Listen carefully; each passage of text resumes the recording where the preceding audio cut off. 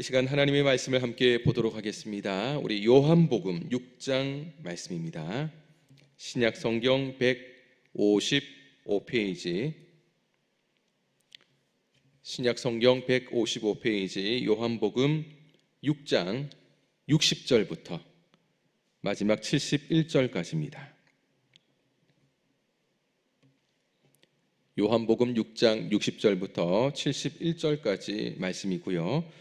우리 함께 읽을 말씀은 두 절입니다. 우리 첫 시작 60절과 61절, 61절 두 절 다 같이 읽도록 하겠습니다. 시작. 제자 중 여럿이 듣고 말하되 이 말씀은 어렵도다. 누가 들을 수 있으냐 한데 예수께서 스스로 제자들이 이 말씀에 대하여 수군거리는 줄 아시고 이르시되 이 말이 너희에게 걸림이 되느냐. 아멘. 지난 말씀에서 예수님께서 무리를 향해서 나는 하늘에서 내려온 생명의 떡이다 라고 말씀을 했었습니다. 이때 많은 유대인들이 이 말씀을 듣고 수군수군 거렸다고 했습니다. 여기서 수군수군 했다라는 것은 좀 불평을 했다는 것입니다. 왜냐하면 이 예수님이 사실은 그냥 하늘에서 갑자기 내려온 분이 아니고 마리아, 요셉, 부모가 엄연히 존재하고요. 그 부모를 사람들이 알고 있었습니다. 알고 있는 그 사람들은 내가 저 예수의 부모도 알고 예수의 그 자란 모습도 알고 있는데 지금 자기가 하늘에서 내려온 생명의 떡이다 이런 얘기를 하니까 사람들이 생각할 때는 좀 기가 차는 거죠. 말이 안 되는 얘기를 하고 있는데 내가 저 사람을 잘 알고 있는데 지금 헛소리 같은 이야기를 하니까 수군수군 되면서 부정적인 반응을 보였다라는 것입니다. 그리고 예수님이 하신 그 말씀을 듣고 혼란스러워했습니다. 왜냐하면 예수님께서 내 살과 내 피를 먹어라 했기 때문입니다. 사람의 살을, 사람의 피를 먹어라. 이거는 또 있어서는 안 될 이야기이지 않습니까? 그런데 예수님이 그렇게 할 이유는 예수님 자신의 그 살이 참된 양식이고 예수님의 그 피가 참된 음료다라고 말씀하기도 했기 때문입니다. 그러니까 이게 말을 들으면 들을수록 이해가 안 되는 겁니다. 사실 오늘 함께 예배드리는 우리 성도님들은 이 말씀의 의미를 아시지 않습니까? 이게 진짜 예수님의 살을 먹고 예수님의 피를 먹는 것이 아니라 영적인 의미가 이 속에 담겨져 있는 것인데 그 당시 이 예수님의 말씀을 들었던 사람들은 그것을 제대로 이해를 못했습니다. 영적인 비밀을 영적인 의미로 이해를 하지 못하고 그저 보여지는 육체의 어떤 의미로 이해를 했던 것입니다.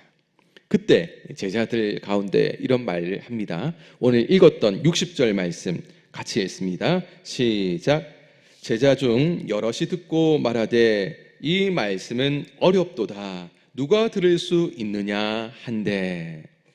그러니까 이 제자들이 말씀을 듣는데 어렵다. 누가 듣고 누가 이렇게 살겠는가라는 그런 말을 합니다. 그런데 여기서 제자들은요 12제자, 예수님과 함께 동고동락했던 12제자가 아니고요 예수님의 가르침을 받던 사람들, 예수님을 따라다니면서 가르침을 받았던 사람들을 의미합니다. 이들이 예수님의 말씀을 듣고 어렵다라고 했죠.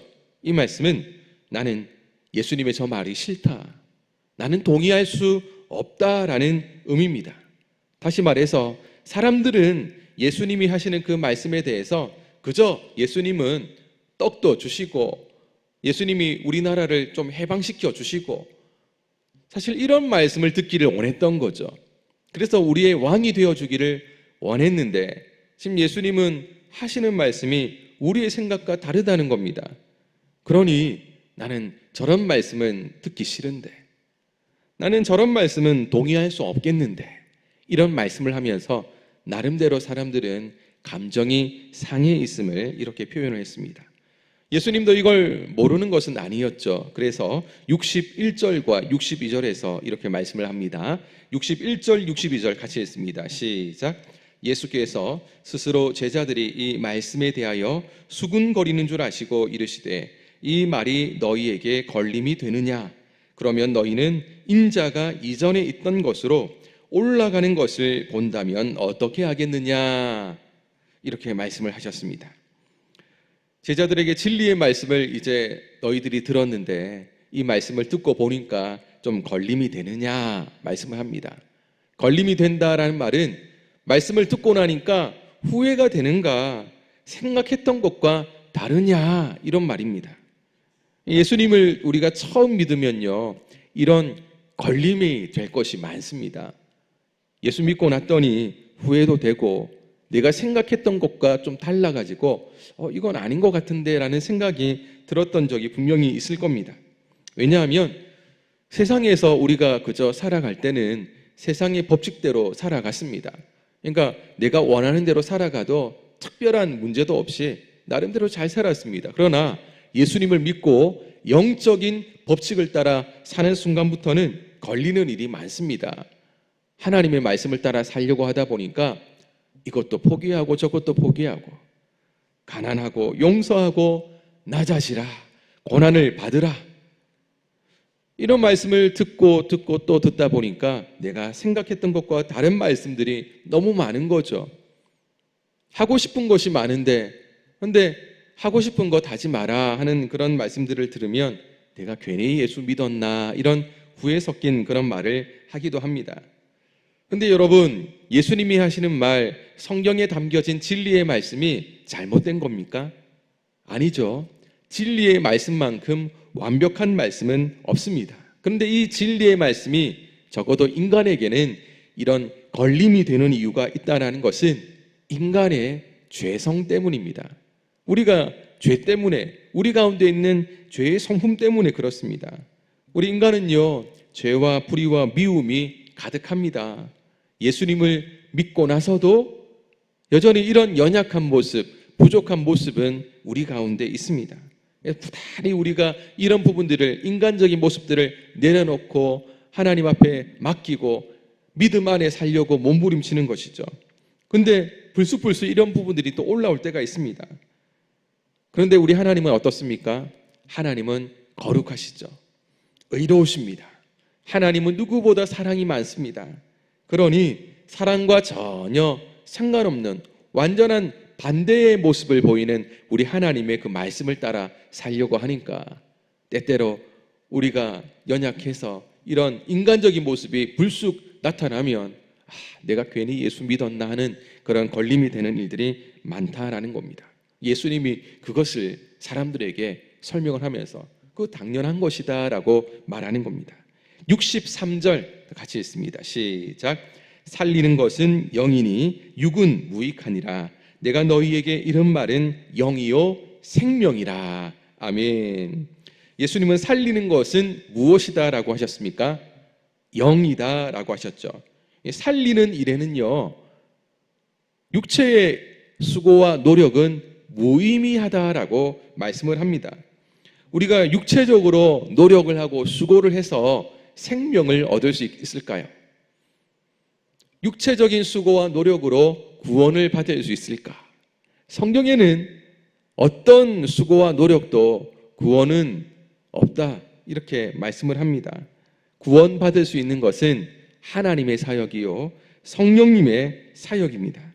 그래서 우리를 영적으로 살리는 것은 성령님이 하시는 능력입니다. 성령님이 우리를 건져주셨고요, 성령님이 우리를 변화시켜 주셔야 우리가 하나님의 자녀가 될 수 있다라는 것을 강조하고 있습니다. 그런데 오늘 이 시대에도 많은 사람들이 이 진리의 말씀을 제대로 이해를 하지 못하고 있는 것이 너무 안타까운 거죠. 그냥 착하게 살면 되지, 인간적으로 남에게 해를 끼치지 않고 살면 되지, 뭐 그것만큼 대단한 것이 있을까? 그런데 하나님은 그것으로는 안 된다는 겁니다.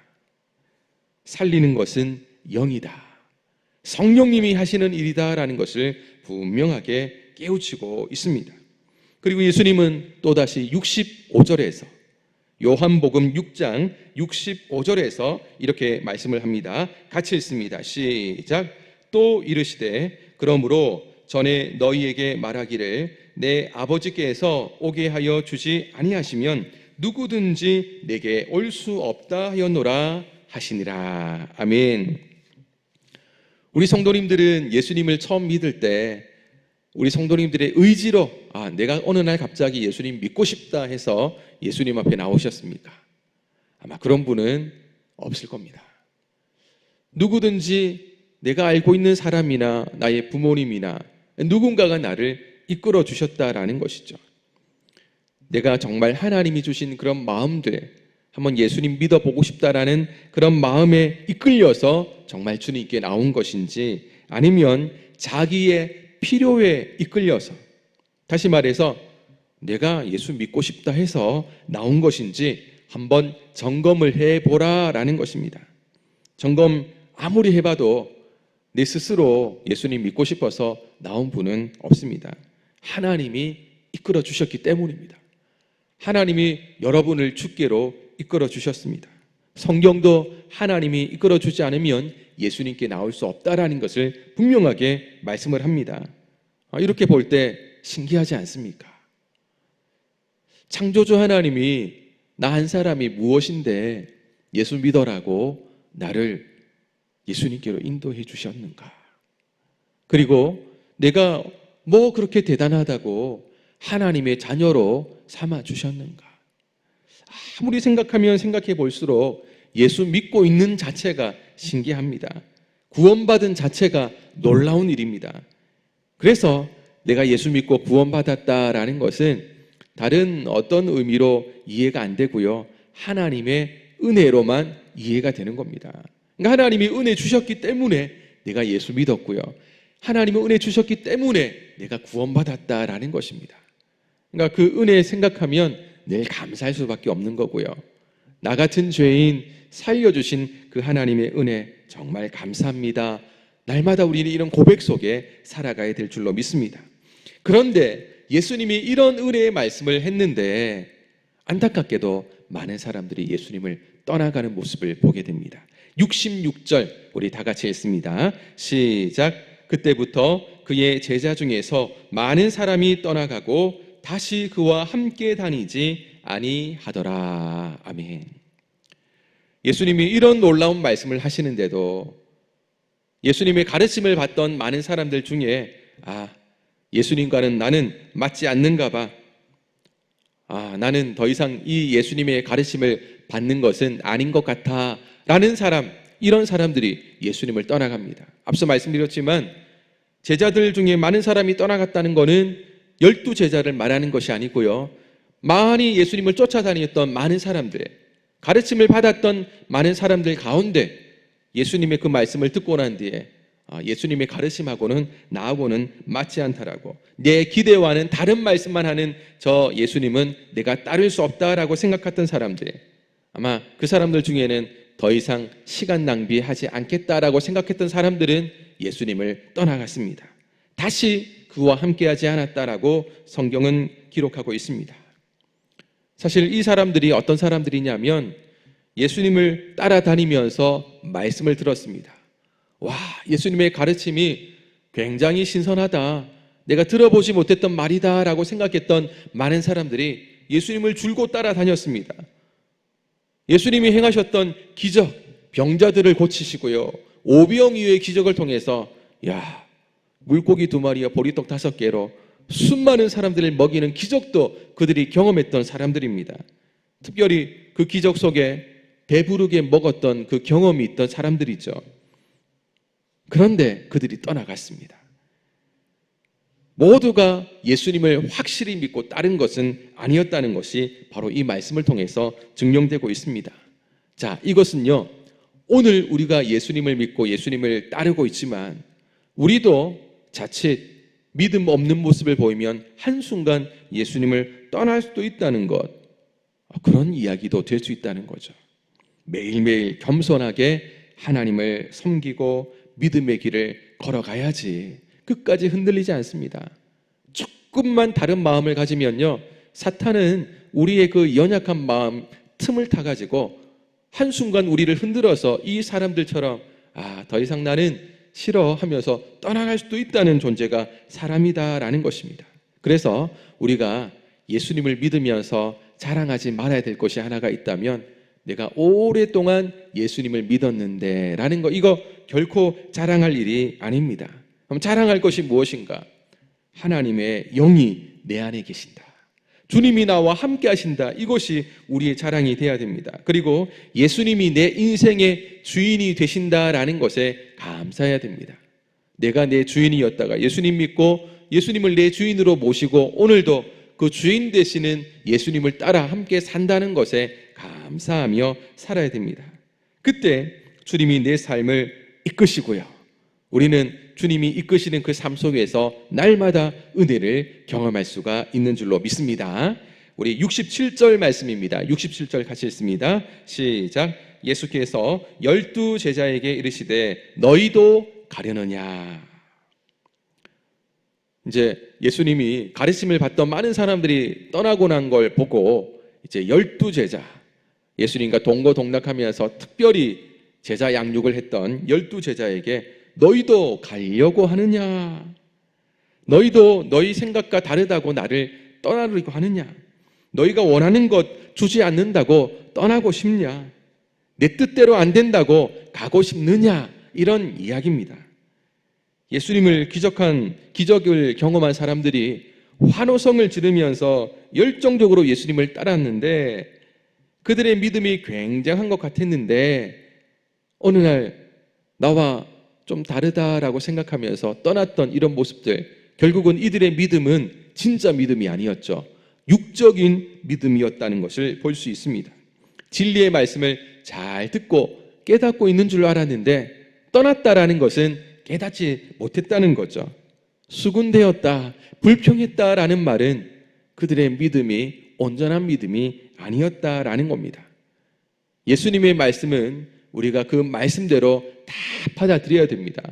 때로는 나와 좀 다른 것 같고 포기하고 용서하고 고난을 받으라 이런 말, 나는 이런 말은 싫은데 하면서 이런 말은 거부하고 내가 듣고 싶은 것만 듣는 것은 예수님의 말씀대로 살아가는 것이 아니죠. 예수님이 하시는 말씀대로 살아가려고 하는 것은 예수님의 그 좋은 말씀, 특별히 내가 원하고 내가 듣고 싶지 않은 그런 말씀조차도 그 말씀에 순종하는 사람이 예수님을 따르는 사람입니다.